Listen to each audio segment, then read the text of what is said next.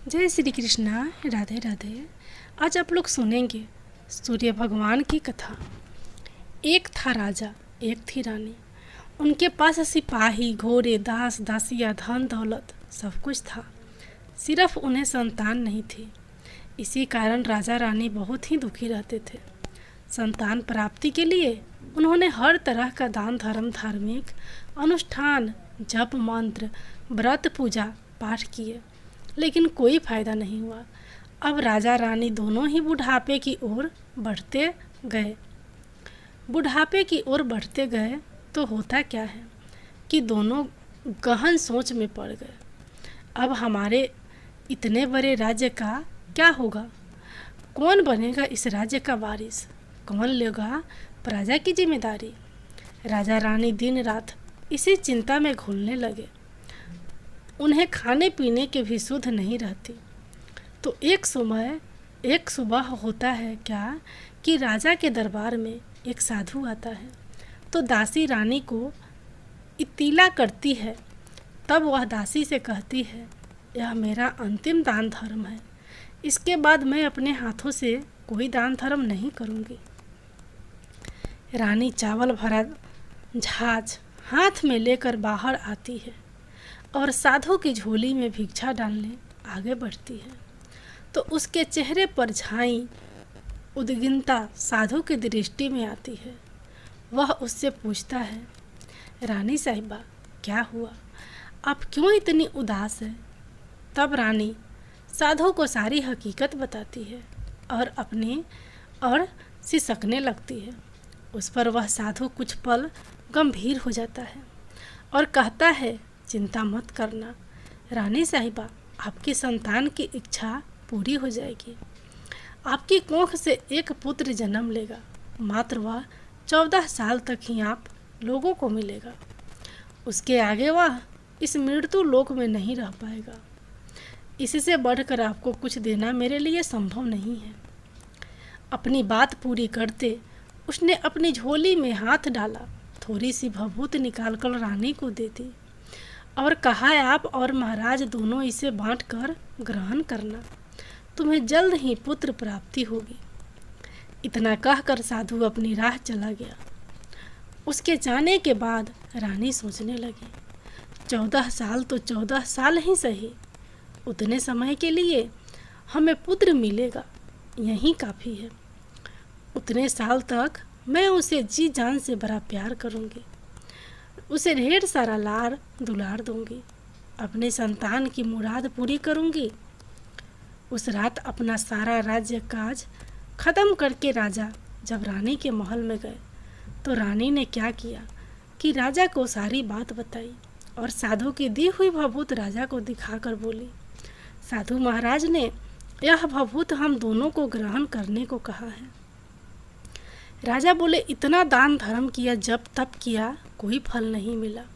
अब इस भभूत से हमें संतान प्राप्ति होगी क्या? उस पर रानी बोली, जब इतना सब कुछ किया तो अब यह भी सही। खाम ख्वाह उस साधु के क्रोध को क्यों बुलावा दे? राजा को अब किसी पर विश्वास नहीं था, लेकिन पत्नी को दुख ना पहुँचे इसलिए वह राजी हो गया। राजा राजी हो गया तो फिर क्या होता है कि राजा रानी दोनों नहाते धोते हैं, फिर अपने भगवान का नाम स्मरण करते हैं, अपने पुरखों को स्मरण करते हैं और उस साधु महाराज का नाम स्मरण करके वह भभूत बांट कर दोनों खाते हैं। उसके बाद दोनों निश्चित होकर सो जाते हैं। तो कुछ दिन गुजर जाते हैं और साधु द्वारा कहे अनुसार रानी गर्भवती हो जाती है। उस पर राजा रानी दोनों की खुशी गगन में नहीं समाती। राजा रानी से बोला, महारानी, सचमुच साधु महाराज की कृपा हो गई। तो 9वें माह में 9 दिन और 9 घंटे पूरे होकर रानी ने एक सुंदर गोरे चिट्टे पुत्र को जन्म दिया। राजा ने बड़ी धूमधाम से पुत्र का नामकरण किया। सारे राज्य में 8 दिन तक अन्न संतपर्ण रखा उत्सव मनाया गया। अब पुत्र की कुंडली देखने के लिए राज्य के सबसे विद्वान पंडित को बुलाया तो कुंडली देखकर पंडित जी बड़े चिंतित हो गए। कहने लगे, महाराज, हमारा राजपुत्र सिर्फ 14 साल तक हमारे पास रहेगा। राजा को इस बात की भनक थी ही नहीं, राजा को इस बात की भनक थी ही, रानी को भी साधु महाराज की बात याद थी। दोनों चुप रह जाते हैं। उसके बाद राजा और रानी बड़े लाड़ प्यार से बेटे की परवरिश करते हैं, उसकी हर ख्वाहिश पूरी करते हैं। थोड़े समय के लिए ही सही, भगवान ने संतान की अपनी मुराद पूरी कर दी। इससे वे समाधान मानते हैं। राजपुत्र दिन प्रतिदिन बड़ा होता है। जब वह 7 साल का हो जाता है तो राजा एक अच्छे गुरु की नियुक्ति करके उसे पढ़ाई लिखाई, शास्त्र विद्या, घुड़सवारी इत्यादि 12 विद्याओं का शिक्षण देते हैं। जब वह सब शास्त्र विद्या में पारंगत हो जाता है और 12 साल की उम्र का हो जाता है, तब एक अच्छी सी राजकन्या खोजकर उसकी शादी कर देते हैं। तो 2 और साल बीत जाते हैं, बेटा 14 साल का हो जाता है। एक दिन राजपुत्र राजा से बोलता है, पिताजी, मैं अपना सारा राज्य घूम कर देखना चाहता हूँ। आज तक मैंने सिर्फ इस राजवाड़े की अतिरिक्त कुछ नहीं देखा। बेटे की बात सुनकर राजा चिंतित हो जाते हैं, क्योंकि पुत्र को 14वां साल शुरू हुआ था। अब कोई अनहोनी होने का वक्त नज़दीक आ पहुंचा था। लेकिन राजा ये सब बातें पुत्र को बता नहीं सकता था। वह क्या करता है कि चेहरे पर खुशी लाकर बेटे से कहता है, हाँ ज़रूर जाओ बेटा, तुम्हें अपना सारा राज्य घूम कर देखना चाहिए। कहाँ क्या है यह सब जानना चाहिए। कल मेरे बाद तुम्ही को तो राजा बनना है। मात्र एक बात का ध्यान रखें, तुम जहाँ जा रहे हो, क्या कर रहे हो, यह बात अपनी पत्नी को नहीं बताना। पुत्र कहता है, ठीक है पिताजी, आपने जो कहा है मैं वैसा ही करूँगा। तो होता क्या है कि राजपुत्र दिन भर अपनी पत्नी के साथ मौज मस्ती करता है, खुशियाँ मनाता है और रात को ठीक 12 बजे बिस्तर से उठकर बाहर चला जाता है। फिर पौ फटने से पहले वापस अपने महल में आकर सो जाता है। ऐसे बहुत दिनों तक चलता रहा। अब पुत्र का 14वां साल खत्म होने में कुछ ही दिन बाकी रहते हैं। इतने में क्या होता है कि उसकी पत्नी यानी छोटी रानी रात में जाग जाती है। वह देखती है कि बिस्तर पर राजपुत्र नहीं है। वह महल में सब जगह देखती है तो राजपुत्र कहीं भी नज़र नहीं आता। तो वह क्या करेगी, किससे कहेगी। वह चुपचाप रहती है। फिर भोर होने पर वह देखती है कि उसका पति अपनी जगह सोया हुआ है। वह पति से कुछ नहीं पूछती, लेकिन दूसरी रात भी वैसे ही होता है। तीसरी रात, चौथी रात, 5वीं रात, ऐसे बहुत दिन तक चलता रहा। रानी बहुत ही चिंतित हो जाती है। पति रात को जाता कहाँ है, किससे मिलने जाता है। उसको मन में ढेर सारे सवाल उठते हैं, लेकिन उसे पूछने से उसे डर लगता है। शायद पति गुस्सा कर बैठे। सास ससुर से पूछने के बारे में सोचा तो उसकी कुल मर्यादा बीच में आ जाती है। तो इस तरह मन ही मन वह कूढ़ती रहती थी। इस हालत में उसे खाने पीने में दिलचस्पी नहीं होती। वह दुबली पतली हो जाती है। तो उस राज्य में फूल बेचने वाली एक बुढ़िया मालिन थी। वह हमेशा छोटी रानी को फूल देने उसके महल में आती थी। उस बुढ़िया का ध्यान छोटी रानी पर पड़ जाती है। वह उससे पूछती है, बेटी, तुम्हें किस बात का दुख है, तुम इस तरह सूख कर कांटा क्यों बनी हो। उस पर रानी रोने लगती है और कहती है, क्या बताऊं तुम्हें अम्मा, तुम्हारा राजपुत्र हर रात बिस्तर पर से उठकर कहीं चला जाता है और सुबह भोर होते ही वापस आकर सोता है। वह कहाँ जाता है, प्रेमिका से मिलने जाता है क्या, यह सोच कर मैं अन्न जल ग्रहण नहीं कर पाती हूँ और सूख कर इस तरह कांटा बन गई हूँ। बुढ़िया सब बात सुनकर उसे एक उपाय बताती है। तो बेटी ऐसा करना, आज रात तुम सोना मत, उसके पीछे जाकर देखना कि वह कहाँ जाता है, क्या करता है। उसकी अच्छी तरह से पहरेदारी करना। पर मुझे नींद आ गई तो? तुम्हें नींद ना आए इसलिए एक काम करना, अपने बाएं हाथ की उंगली में एक जख्म करना, उस पर थोड़ी सी मिर्च छिड़कना। उससे तुम्हें बड़ी जलन होगी और उस पीड़ा से तुम्हें रात भर नींद नहीं आएगी। रानी बुढ़िया के कहे अनुसार कहती है। उंगली की जलन से उसे बड़ी देर तक नींद नहीं आती, लेकिन बाद में वह सो जाती है। दूसरे दिन सुबह बुढ़िया फूल लेकर उसके महल में पहुंचती है और पूछती है, क्या हुआ बेटी, देख पाई क्या पति कहाँ जाता है?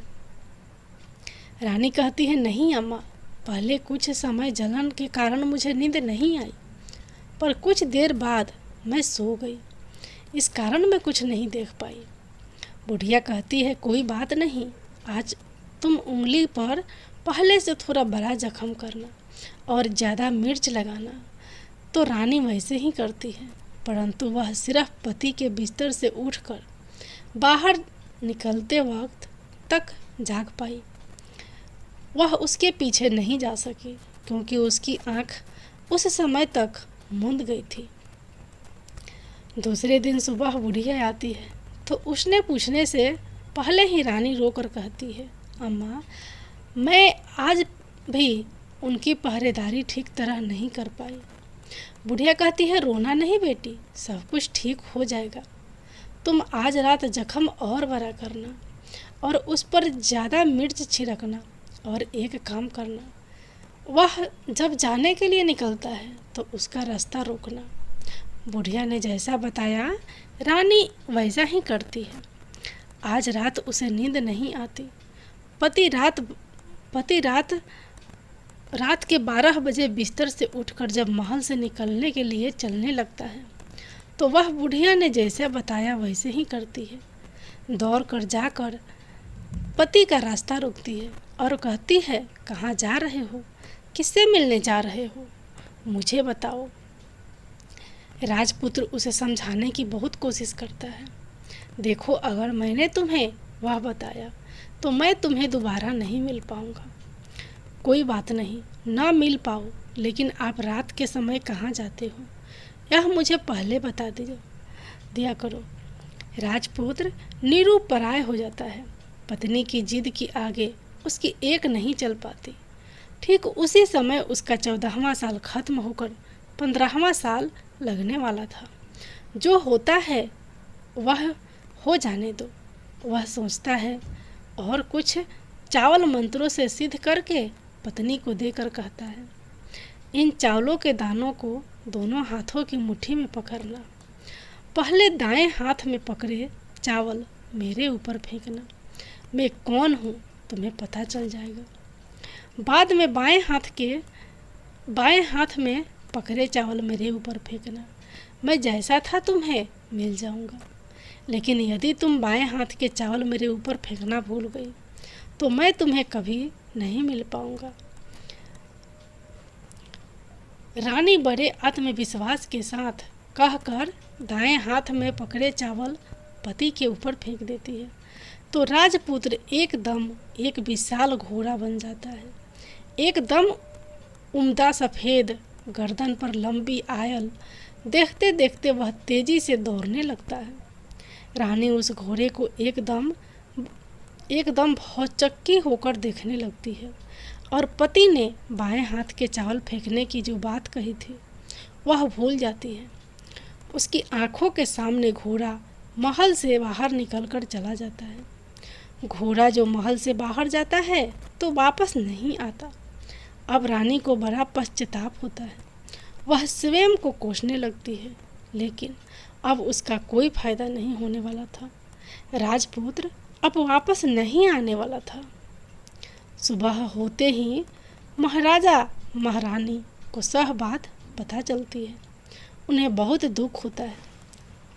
वे बिस्तर पकड़ते हैं और राह देखते हैं कि एक दिन उनका बेटा वापस आ जाए। इस तरह 1 महीना गुजरता है, 2 महीने गुजरते हैं, 3 महीने गुजरते हैं, आखिर 6 महीने पूरे होते हैं। राजपुत्र का कोई अता पता नहीं लगता।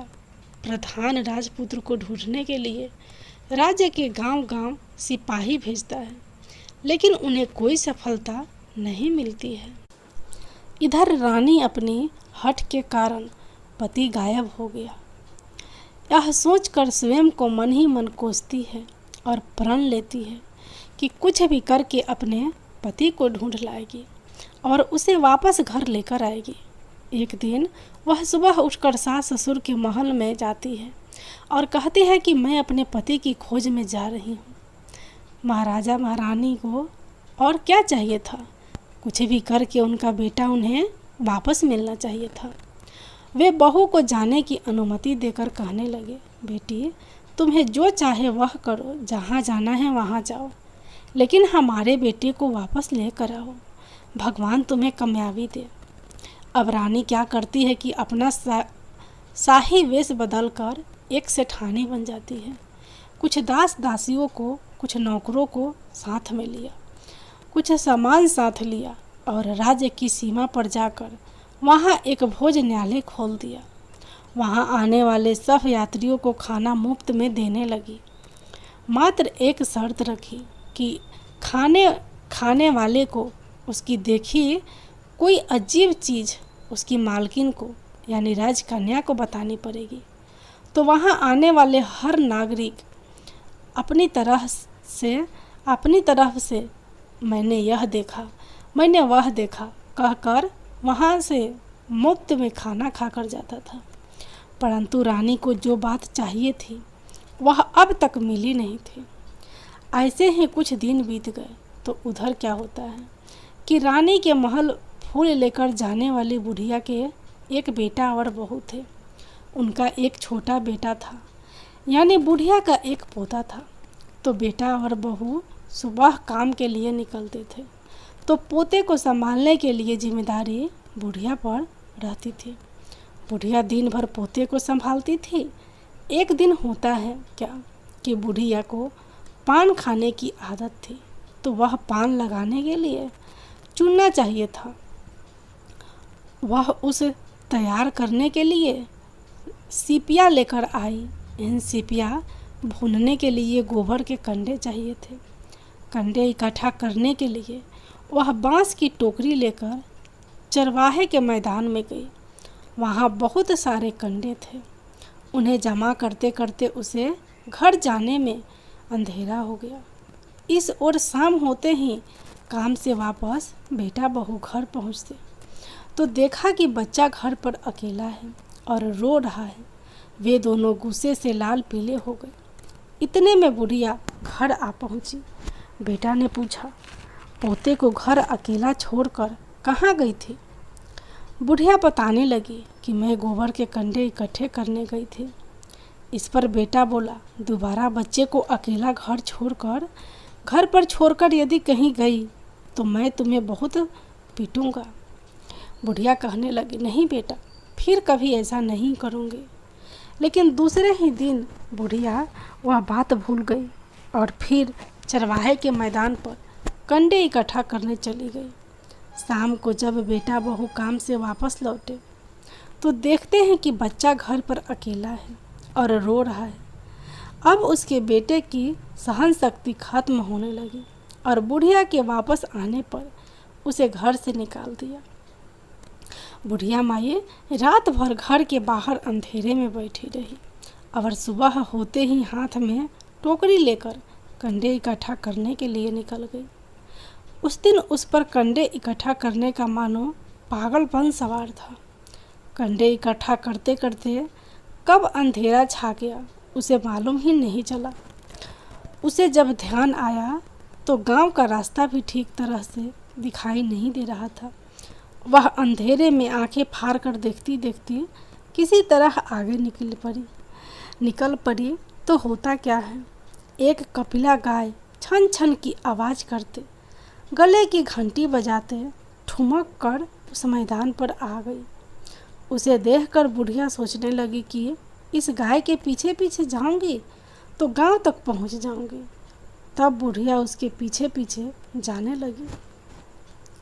वह गाय क्या करती है कि उस मैदान से लेकर एक एक करके 6 मैदान पार करती है। आखिर में वह 7वें मैदान पर पहुंचती है। तो वहाँ क्या होता है कि उस मैदान पर एक बड़ा सा पत्थर है। गाय जाकर उस पत्थर को अपने सींग मारती है। सींग मारा तो वह पत्थर दूर हट गया और पाताल में नीचे जाने की सीढ़ियाँ दिखाई देने लगी। तब वह गाय उन सीढ़ियों से नीचे जाने लगी। बुढ़िया वह सब देखती रही और झट जाकर गाय की पूँछ को पकड़ लिए। पूँछ पकड़कर वह गाय के साथ नीचे पाताल में पहुंच गई। पाताल में पहुंचते ही तुरंत गाय की पूँछ छोड़ दी और इधर उधर देखने लगे। वहीं से बुढ़िया ने देखा कि पाताल में सब जगह जगमगाहट है, दिया दीप जलते हैं और तेज रोशनी गाय के ऊपर पड़ती है और वहाँ अद्भुत घटनाएं घटने लगी। गाय के नीचे जाते ही उसके गले में अपने आप शकल पड़ गई और छम छम करके कोई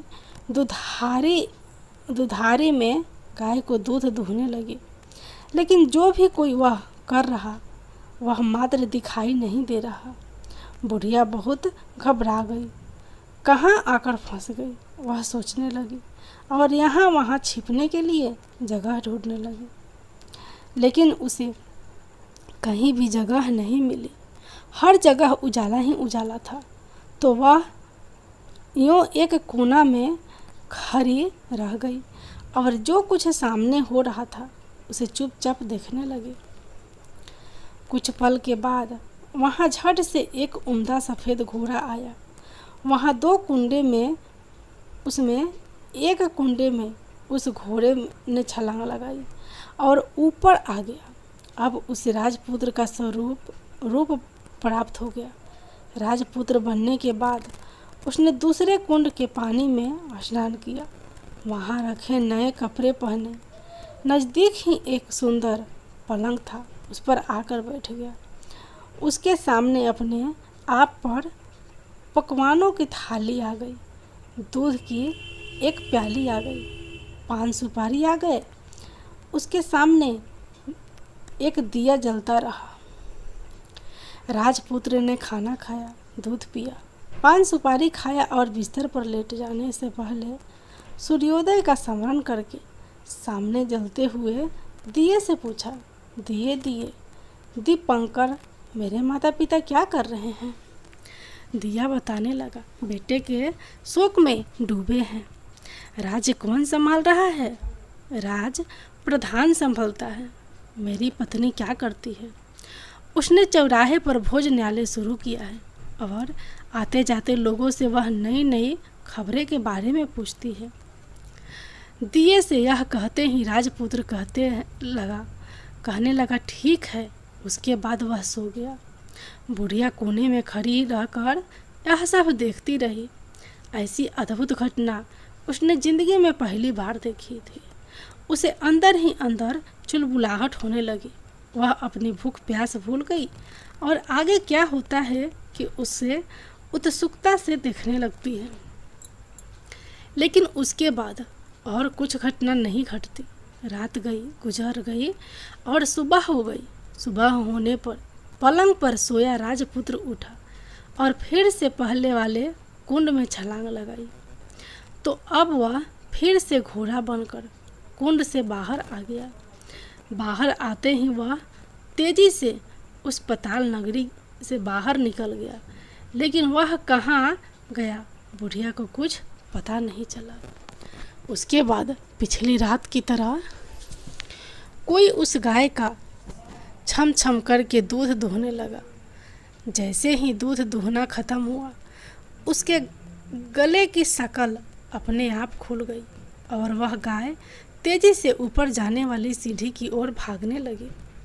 गाय को दौड़ते देखकर बुढ़िया सोचने लगी, अब गाय के साथ यहाँ से ऊपर जाना ही समझदारी है, नहीं तो कोई मुसीबत आकर मेरे ऊपर टपक जाएगी।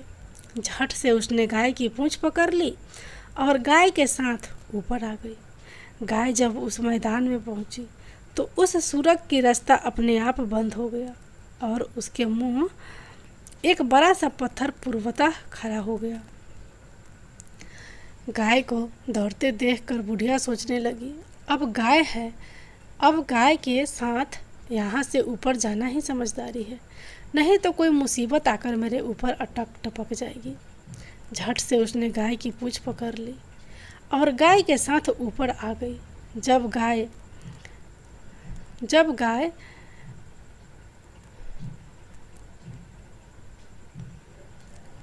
जब ऊपर मैदान में पहुंची तो उस सुरंग का रास्ता अपने आप बंद हो गया और उसके मुंह पर एक बड़ा सा पत्थर पूर्वतः खड़ा हो गया।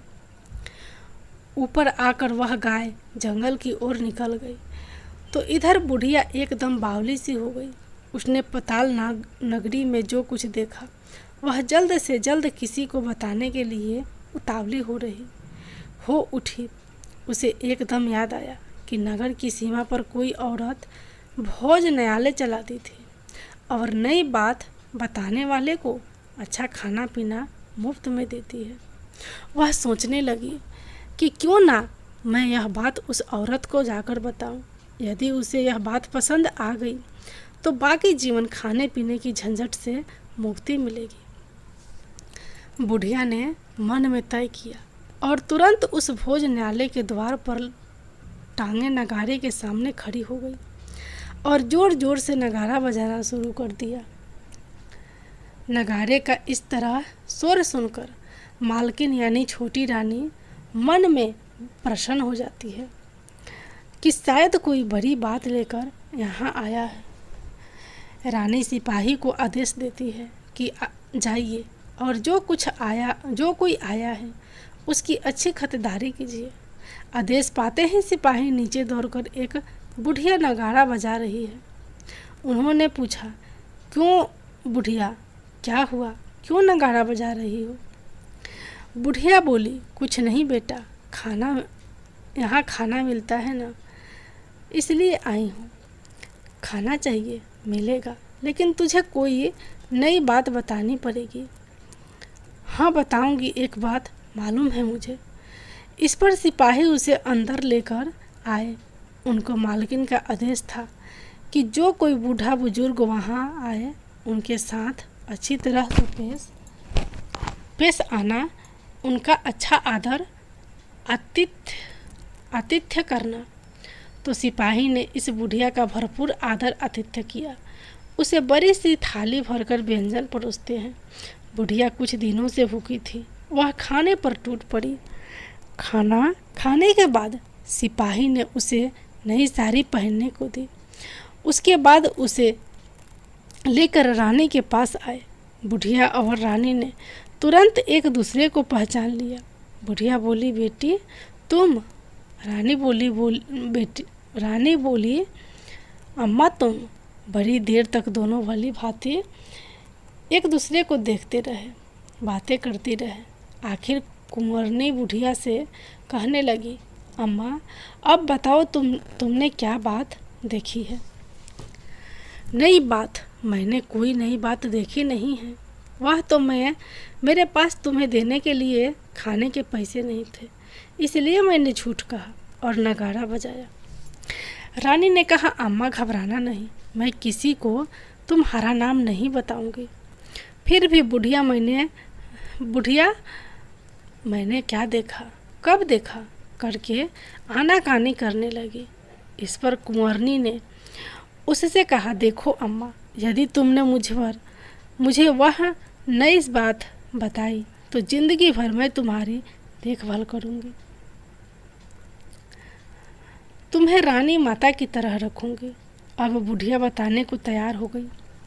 उसने जो कुछ उस चरागाह वाले मैदान पर देखा था वह सब कुछ कुंवारी को बता दिया। सब कुछ कुंवरनी बुढ़िया को बता दिया। बुढ़िया की ये बातें सुनकर कुंवरनी को यकीन हो गया कि वह राजपुत्र उसी का पति है। वह परंतु बुढ़िया से कहने लगी, अम्मा मुझे उस जगह पर ले चलो, उस जगह पर ले चलो। नहीं बेटी, यह पाताल राज्य है, सांप है। यदि किसी ने तुम्हें देख लिया तो 500 यदि तुम्हें किसी ने देख लिया तो तुम्हारी जान खतरे में पड़ सकती है। लेकिन रानी उसकी एक भी नहीं सुनी, उसे उस जगह ले जाने के लिए हट करने लगी। आखिर में बुढ़िया ने उसका कहना मान लिया और कहने लगी, ठीक है, मैं तुम्हें वहाँ लेकर चलती हूँ, पर आज नहीं, कल वहाँ जाना, तो शाम को ही जाना होगा। तो दूसरे दिन दोपहर को रानी बुढ़िया के साथ उस मैदान पर गई और एक जगह छुपकर गाय के आने की राह देखने लगी। दिन ढलते ही अंधेरा घेरने लगा है और गाय हमेशा की तरह वहाँ आ गई।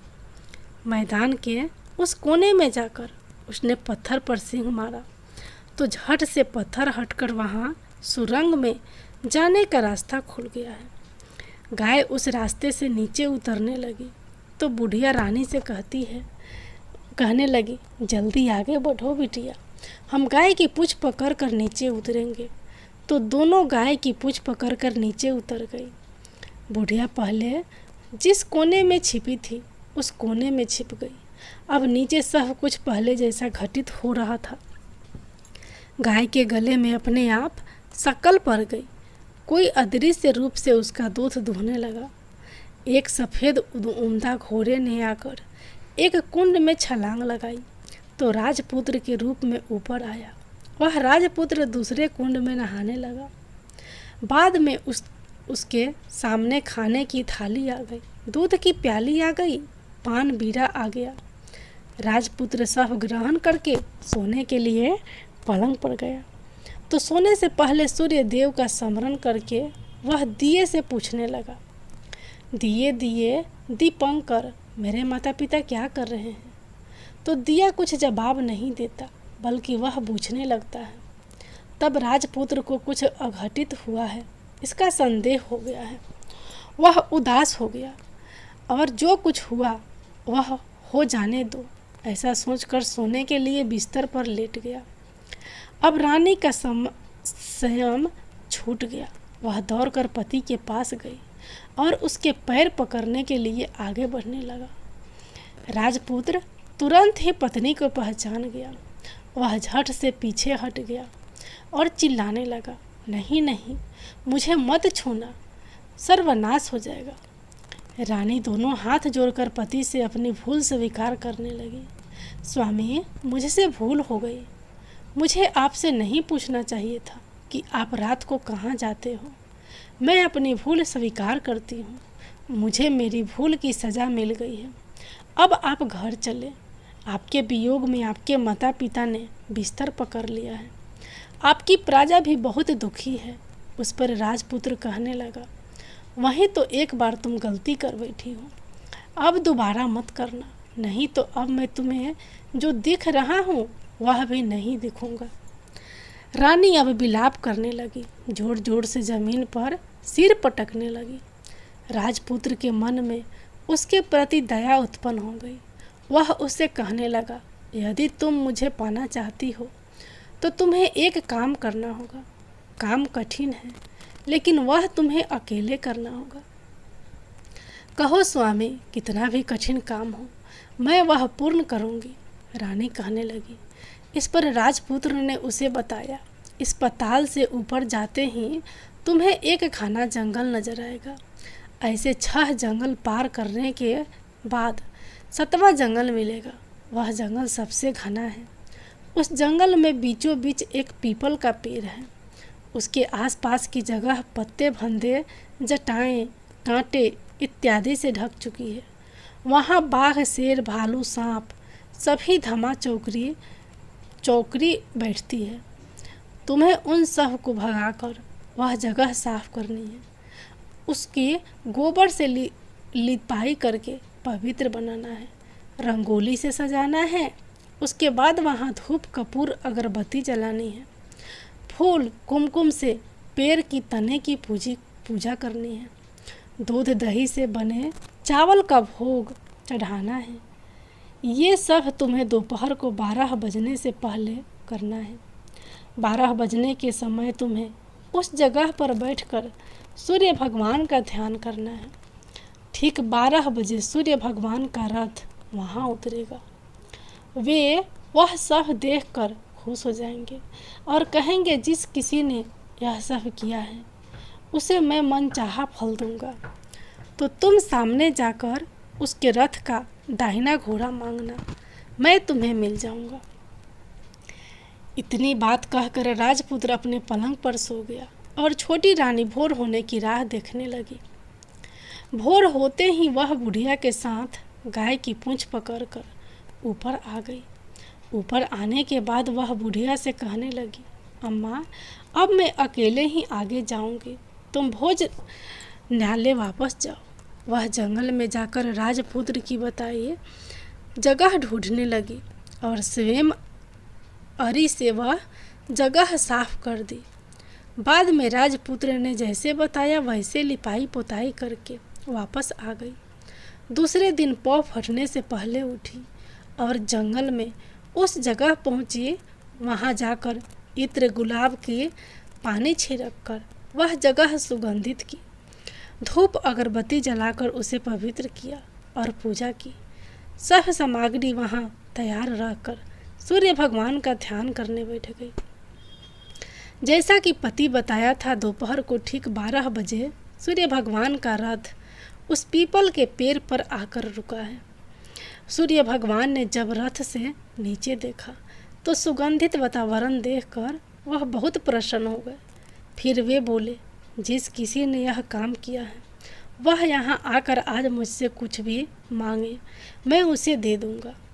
रानी ने जब ये शब्द सुनती है तो बिना समय गंवाए दौड़कर उनके सामने आ गई और उनको संगठन नमस्कार करके बोली, भगवान, वह मैं ही हूँ, मैंने ही यह जगह साफ की है। अच्छा, तो तुम्हें जो चाहिए वह मांगो। भगवान, मुझे आपके रथ का दाहिना घोड़ा चाहिए। सूर्य भगवान बोले, नहीं नहीं, मैं तुम्हें और कुछ भी दे सकता हूँ, लेकिन यह घोड़ा नहीं दे सकता। मेरे रथ के 12 घोड़े हैं, तुम चाहो तो कोई और घोड़ा मांग लो, लेकिन यह दाहिना घोड़ा नहीं, वह मैं तुम्हें नहीं दे सकता। छोटी रानी ने एक नहीं सुनी, वह सूर्य देव से एक ही बात कह रही थी, वहीं दाहिना घोड़ा दे दीजिए, नहीं तो मैं आपको पैरों में गिरकर अपनी जान दे दूंगी। अब सूर्य देव धर्म संकट में पड़ गए। उन्होंने वचन दे दिया था, अब अपने वचन से पलट भी तो नहीं सकते थे। ठीक है, दे दिया तुम्हें घोड़ा, सूर्य देव ने कहा। फिर एक बात और भी कही, देखो, मैंने तुम्हें घोड़ा तो दिया है, लेकिन वह तुम्हें यहाँ नहीं मिलेगा, तुम्हें उस पताल में जाकर लाना होगा। रानी बोली, पताल में ही क्या भगवान, मैं उन्हें पाने के लिए कहीं भी जा सकती हूँ। रानी को वचन देकर सूर्यदेव अपने मार्ग चले गए और इधर रानी जंगल से अपने भोजनालय में आ गई। फिर वह बुढ़िया को लेकर उस मैदान पर आ गई। जल्दी ही शाम हो गई। शाम होते ही वहाँ वह गाय आ गई और उसने सींग मारकर सुरंग का पत्थर हटाया तथा नीचे उतरने लगी। रानी और बुढ़िया जल्दी जल्दी उसकी पूंछ पकड़कर नीचे उतर गई। नीचे पताल में सब घटनाएं पहले की तरह ही घटने लगी। घोड़े का एक कुंड में नहाकर राजपुत्र बन जाना, नहा धोकर पलंग पर जाकर बैठना, तो उसे खाने की थाली, दूध की प्याली आना, पान बीरा आना। लेकिन आज एक बात नहीं घटी। आज 2-2 थाली, 2-2 दूध की प्याली, 2-2 पान बीरे उसके सामने आए। वह कुछ नहीं बोला, अपने हिस्से की थाली खाकर, दूध पीकर और पान बीरा चबाकर वह सोने चला गया और हमेशा की तरह दिए से पूछने लगा, दिए दिए दीपंकर, मेरे माता पिता क्या करते हैं? दिया ने बताया, वे दोनों तुम्हारे शोक में मरने की स्थिति में पहुंच गए हैं। ऐसा झट से उसकी आंखों से आंसू टपकने लगे। फिर वह पूछने लगा, दिए दिए दीपंकर, मेरा राज्य कौन चला रहा है? तुम्हारा राज प्रधान चला रहा है। और वह सब कुछ हड़प चुका है। वह प्रजा पर बहुत अत्याचार कर रहा है। सुनकर राजपुत्र को बहुत गुस्सा आया। वह गुस्से से अपनी मुट्ठी भींचने लगा। अब वह पूछने लगा, दिए दिए दीपांकर, मेरी पत्नी क्या कर रही है? अब दिया कुछ नहीं बोला, चुप रहा। अब रानी का संयम जवाब दे गया। वह दौड़कर पति के गले लग गई। अब मैं तुम्हें मिल गया, राजपुत्र कहने लगा। सच कहते हो, अब आप फिर से घोड़ा तो नहीं बनोगे ना? नहीं, दोबारा घोड़ा नहीं बनूंगा। मैं तुमने जो इतने सारे कष्ट उठाए हैं मुझे पाने के लिए, इसलिए सूर्य देव ने मुझे सदा के लिए घोड़े के जन्म से मुक्त कर दिया है। राजपुत्र ने बड़े प्यार से कहा और उसे गले लगाया। उसके आंसू पोंछे। कुछ देर पश्चात भोर हो गई तो गाय की श्रृंखला टूटकर वह ऊपर भूलोक जाने लगी। रानी, राजपुत्र और बुढ़िया उसकी पूंछ पकड़कर ऊपर आ गए। ऊपर आने पर वे सीधे भोजनालय में पहुंचे। वहां का सब सामान लोगों में बांट दिया और उसको ताला लगाकर अपने राज्य में लौट गए। राजपुत्र वापस आता है और उसके तेवर देखकर प्रधान घबरा गया। राजपुत्र ने उसे बंदी बनाकर कैद खाने में डाल दिया और राज्य की बागडोर अपने हाथ में ले ली। उसके बाद वह अपने माता पिता को मिलने उनके महल में गया। तब राजपुत्र क्या देखता है कि उसके माता पिता उसके शोक में अस्थि पंजर बने हुए हैं।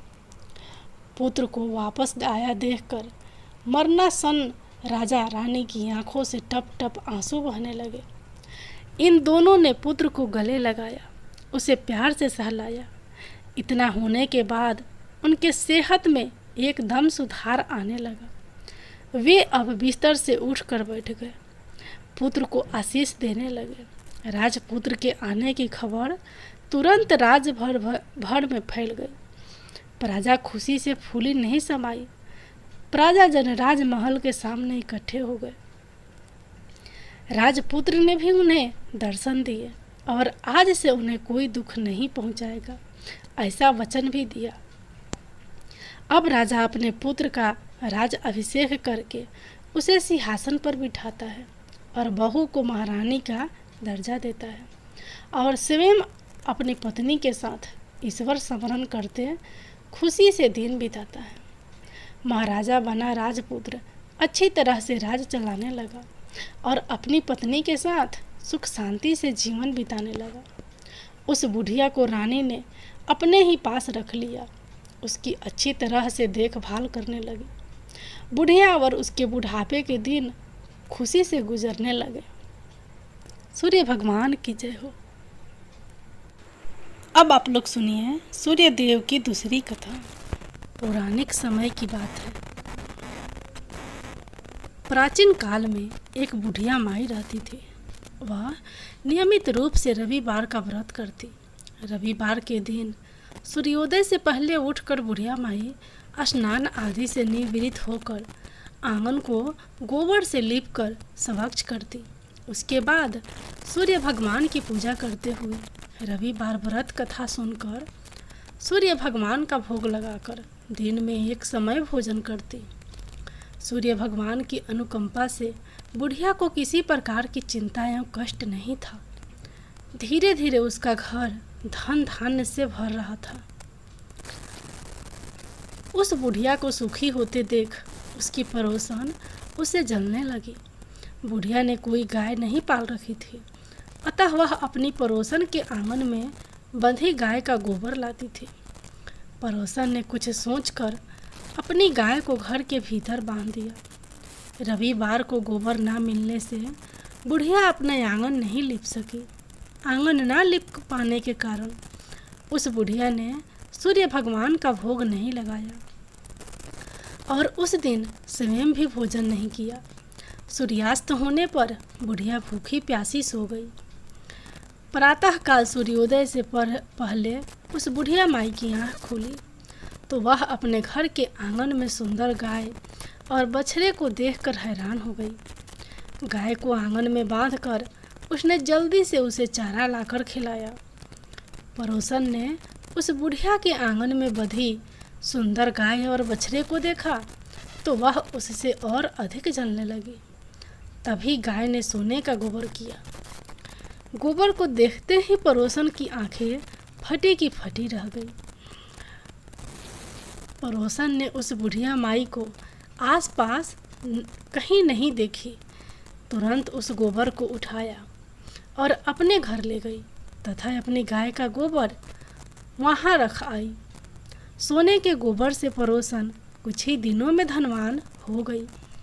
गाय प्रतिदिन सूर्योदय से पहले सोने का गोबर किया करती थी और बुढ़िया माई के उठने से पहले पड़ोसन उस गोबर को उठा कर ले जाती थी।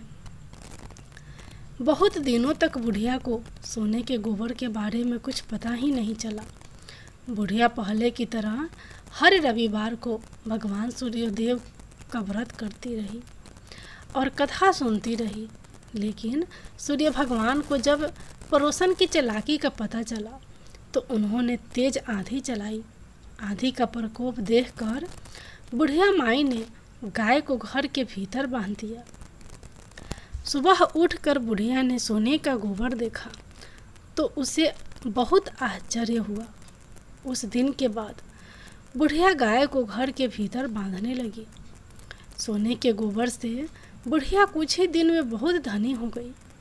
उस बुढ़िया के धनी होने से पड़ोसन बुरी तरह जल भूनकर राख हो गई और उसने अपने पति को समझा बुझाकर उसे नगर के राजा के पास भेज दिया।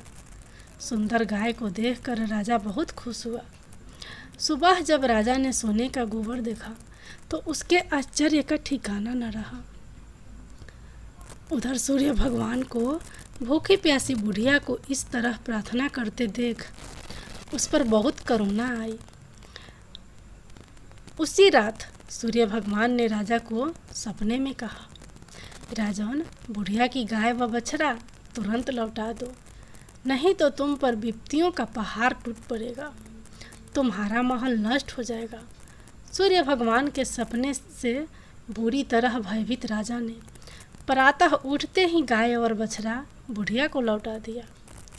राजा ने बहुत सा धन देकर बुढ़िया से अपनी गलती के लिए क्षमा मांगी। राजा ने पड़ोसन और उसके पति को उनकी इस दुष्टता के लिए दंड दिया। फिर राजा ने पूरे राज्य में घोषणा कराई कि सभी स्त्री पुरुष रविवार का व्रत किया करें। रविवार का व्रत करने से सभी लोगों के घर धन धान्य से भर गए। राजतय में चारों ओर खुशहाली छा गई। स्त्री पुरुष सुखी जीवन यापन करने लगे तथा सभी लोग के शारीरिक कष्ट भी दूर हो गए। सूर्य भगवान की जय हो।